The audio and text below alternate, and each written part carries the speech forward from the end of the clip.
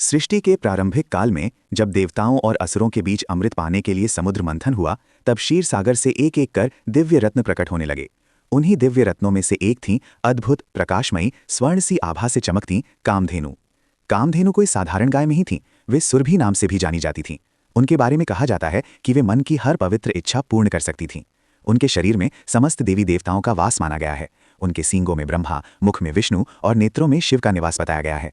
इसीलिए उन्हें गौ माता कहकर सम्मान दिया जाता है। समुद्र मंथन के बाद देवताओं ने कामधेनु को महर्षि वशिष्ठ को सौंप दिया, क्योंकि वे अत्यंत तपस्वी, शांत और धर्मपरायण ऋषि थे। वशिष्ठ के आश्रम में कामधेनु का निवास हुआ। आश्रम साधारण था, पर वहां सदैव शांति, संतोष और समृद्धि बनी रहती थी। एक दिन की बात है, शक्तिशाली राजा विश्वामित्र अपनी विशाल सेना के साथ वन भ्रमण पर निकले। रास्ते में वे थक गए और वशिष्ठ के आश्रम पहुंचे।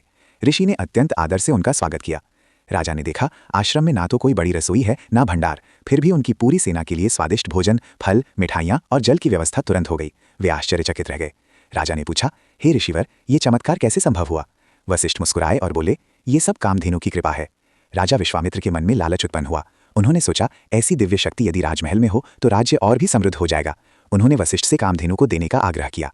वशिष्ठ ने शांत स्वर में कहा, राजन, कामधेनु कोई वस्तु नहीं है, वे आश्रम और धर्म की रक्षा के लिए हैं।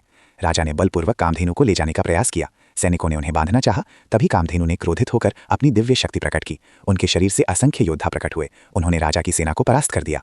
राजा विश्वामित्र पराजित होकर लौटे, पर यह हार केवल युद्ध की नहीं थी, ये उनके अहंकार की हार थी।